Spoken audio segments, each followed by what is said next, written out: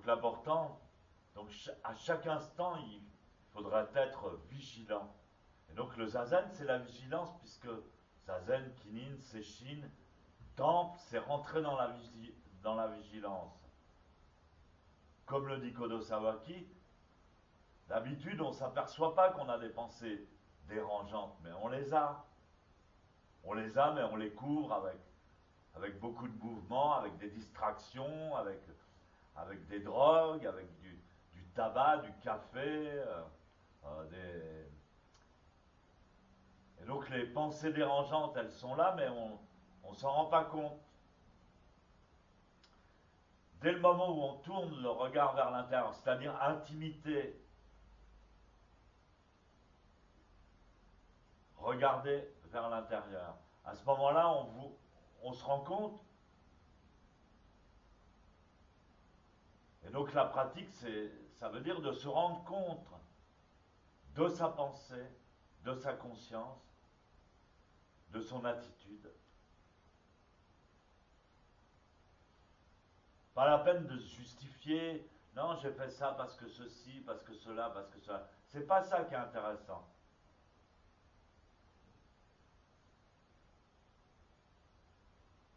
L'intéressant, c'est d'arriver à maîtriser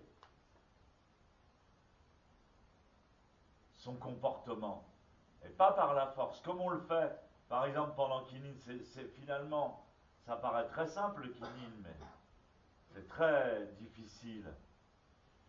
Très difficile de rester debout comme ça, immobile. Sans créer des grosses tensions. La force et la violence, c'est pas bon.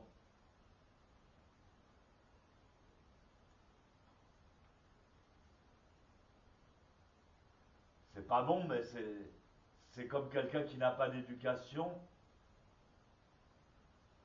Il va s'exprimer avec des expressions brutes et vulgaires pour essayer d'exprimer sa pensée. Donc quand on n'a rien d'autre, bah, on emploie la force. Et nous, les Occidentaux, qui sommes très tendus, très dualistes, beaucoup de contradictions, eh bien, on a tendance à employer beaucoup la force. Mais le contraire de la force, ça n'est pas la faiblesse. Au contraire, la faiblesse, elle va avec la force. La force, c'est pour se protéger d'une grande faiblesse. On a tous une grande faiblesse.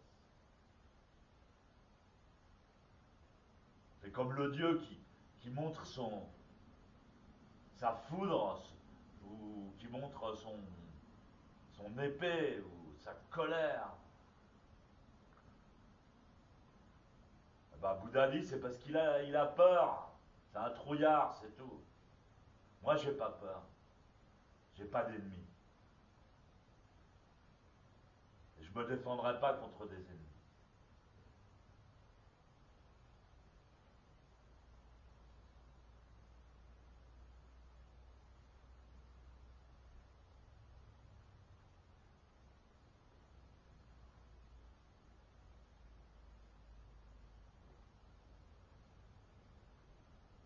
Alors plus on vieillit, plus on va employer des stratagèmes pour pallier, par exemple, à une faiblesse physique, parce qu'on est moins fort quand on est plus vieux, ou à une perte de mémoire, parce que le cerveau est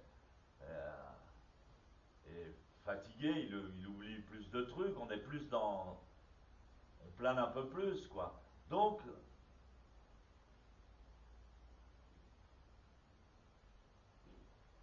il faut arriver à pratiquer les choses avec autant d'impeccabilité, euh,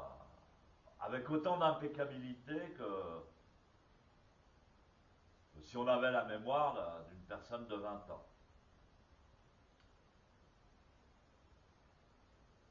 L'important, donc, c'est pas son cas personnel, mais c'est que la cérémonie soit forte pour tout le monde, pour le monsieur qui est décédé et pour qui on a dédié la cérémonie. Et et que finalement on a oublié dans l'écho.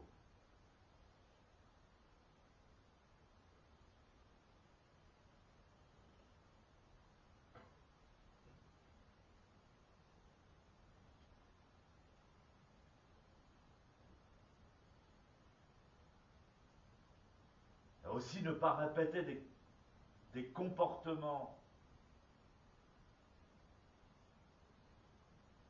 pas répéter les mêmes choses, pas donner le kyosaku systématiquement, tout le temps de la même manière.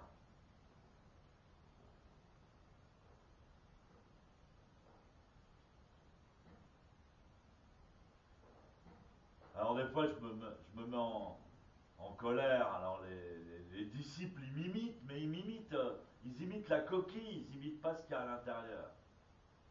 Ils imitent ce qu'il y a de facile. Alors, ils font ils se conduisent comme des fascistes, ils font des petits claquements de doigts, des petits ordres intempestifs, une caricature, quoi. Remarque, moi, ça me fout la honte, quoi.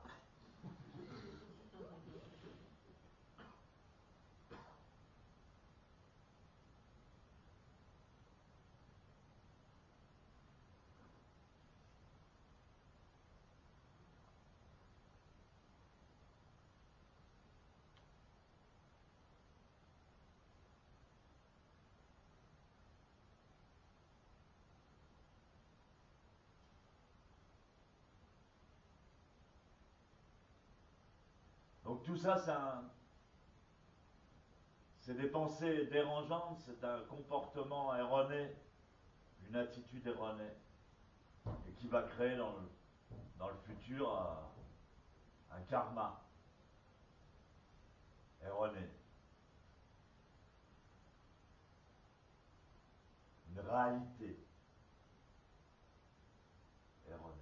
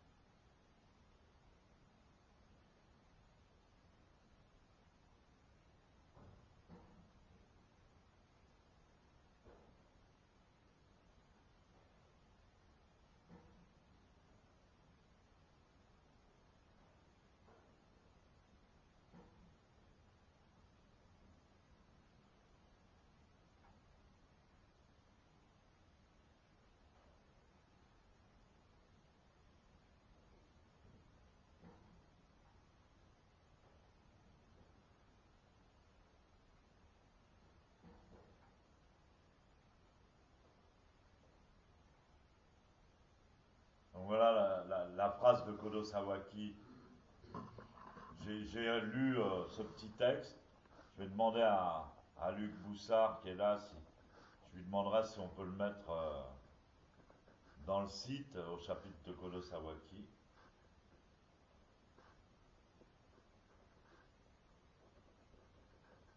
En tant qu'être humain, quoi que tu fasses, fais-le d'une façon qui ne puisse être répétée. Donc je disais ça pour le Kyosaku. Si c'est pour répéter les mêmes choses, c'est pas bon. Ce qui peut être répété, autant le laisser au robot.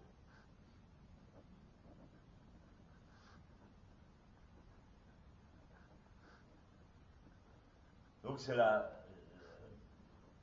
différence entre la pensée créative et la pensée conditionnée. La pensée conditionnée, on la reçoit et on la répète. C'est le karma.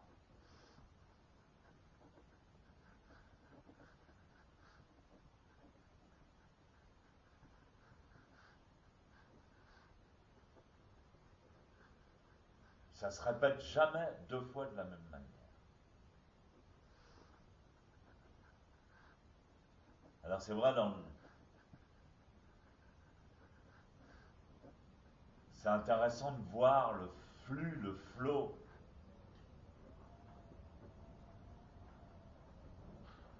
du résultat de nos actions passées aujourd'hui. Et c'est important de créer un flow, un flux de réalité future pour demain.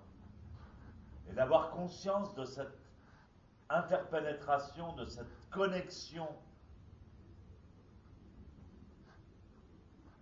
qu'il y a entre ce qui surgit, ce qui se manifeste maintenant et ce qu'on a créé avec des pensées nouvelles. C'est pour ça que Kodo Sawaki dit des pensées nouvelles, des actions nouvelles, un comportement toujours frais à chaque instant. Ne répétez pas deux fois le même coup de Kyosaku, deux fois le même comportement.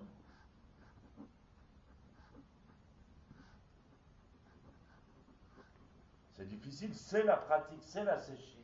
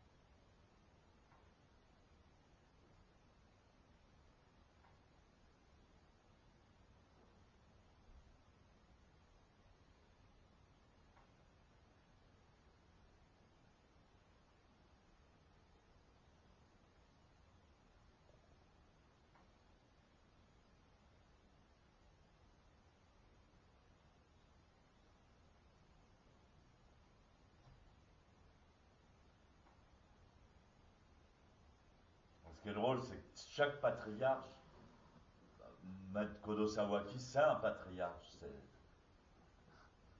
C'est merveilleux, quoi. Et il est respecté par tout le monde. Même Maître Niwa Zenji, le plus grande autorité du Japon, du zen japonais, euh, qui était comme le pape, mais quand il parlait de Kodo Sawaki, il était complètement respectueux. C'était un patriarche.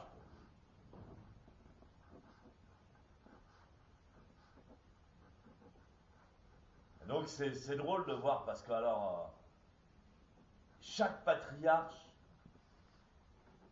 exprime, malgré tout, bien sûr, il exprime le dharma, le vrai dharma, mais il l'exprime avec une particularité qui est à lui, qui est sa fréquence spécifique, sa spécificité à lui. Et ça, c'est intéressant aussi à voir.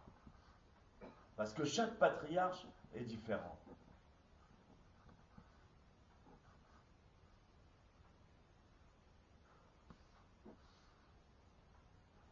Et ce qu'exprime Kodo Sawaki, personne ne l'a exprimé de la même manière que lui.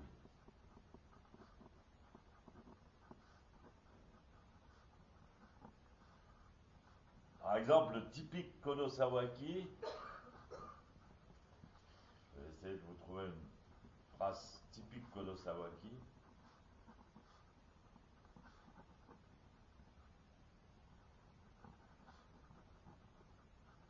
Certains veulent se servir du zazen pour renforcer leur hara, leur énergie, comme si le but était d'arriver à mettre le percepteur en fuite d'un seul grognement. Il n'y a pas besoin de zazen pour ça, il suffit de boire du saké comme un vrai homme.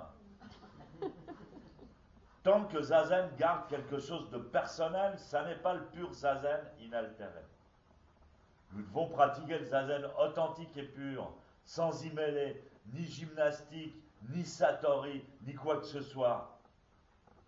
Dès que nous y amenons la moindre idée personnelle, ça n'est plus le dharma du Bouddha.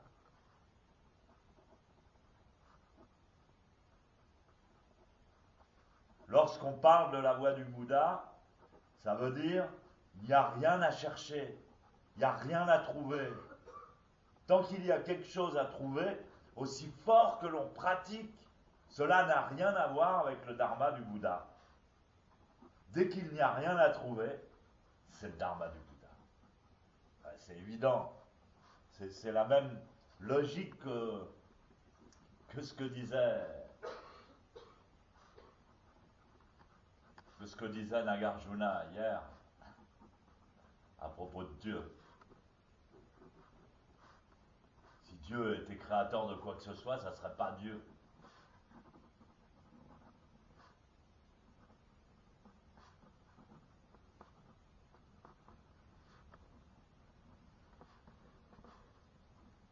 Et donc il faut se plonger dans le zazen sans crainte, sans arrière-pensée, avec une grande, profonde liberté.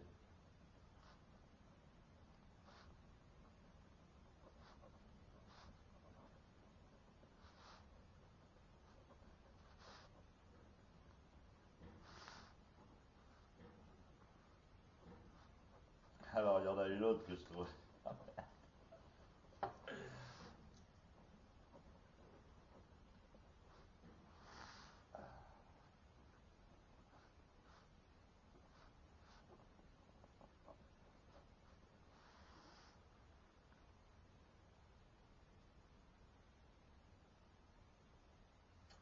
Ouais. Les gens me demandent souvent, au bout de combien d'années de pratique de zazen, les résultats se manifestent. Et je leur réponds, zazen ne produit aucun résultat, jamais tu n'en retireras quoi que ce soit.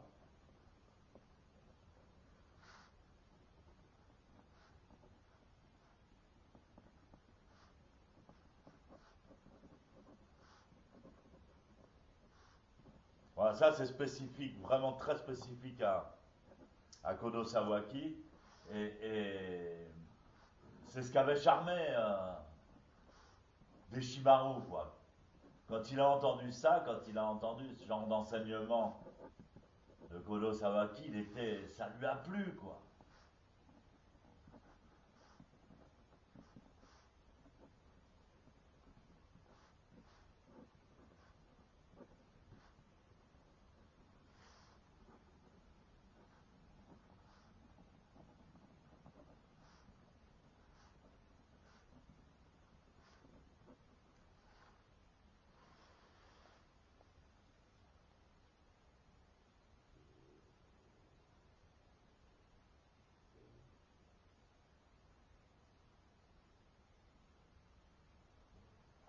Merde, faut que j'en retrouve une autre. Elles me reviennent toutes à l'esprit tout d'un coup, mais c'est tellement génial.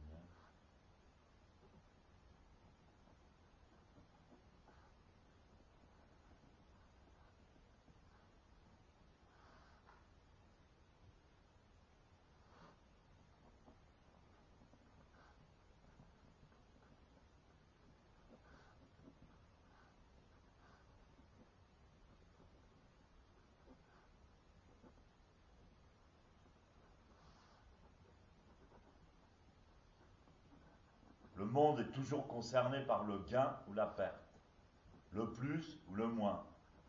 Zazen n'est concerné par rien du tout. Zazen ne sert à rien. Voilà pourquoi c'est la chose la plus grande, celle qui embrasse tout.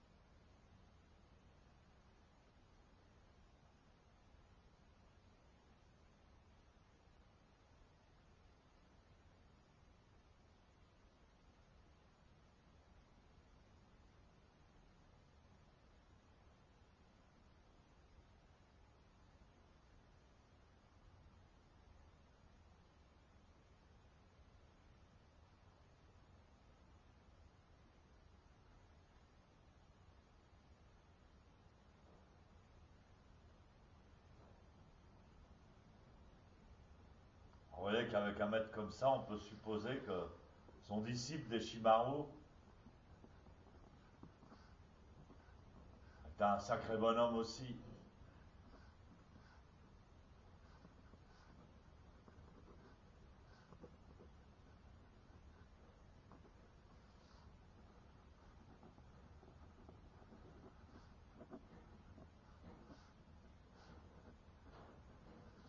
Maître Nyojo aussi était un sacré bonhomme. Christophe a traduit les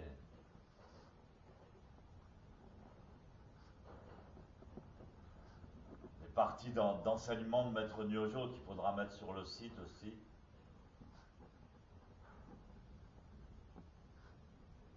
Le maître de Dogen Zenji.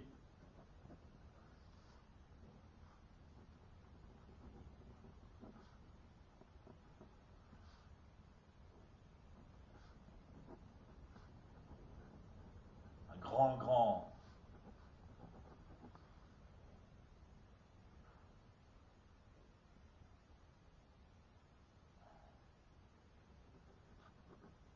très simple, grand poète, un immense poète, puis un sacré bandit aussi, Maître Nyojo. Ah, c'est agréable de rencontrer la spécificité de bonhommes comme ça qui ont reçu le dharma et qui transmettent le zazen. Et ils ne veulent pas laisser déformer le zazen par l'esprit tordu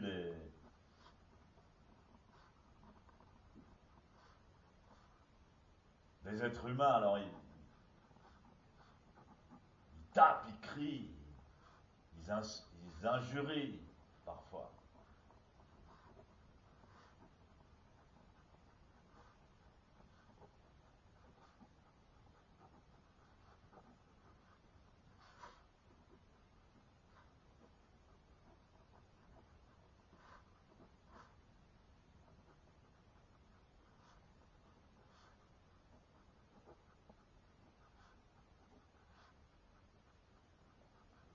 Ils sont extravagants.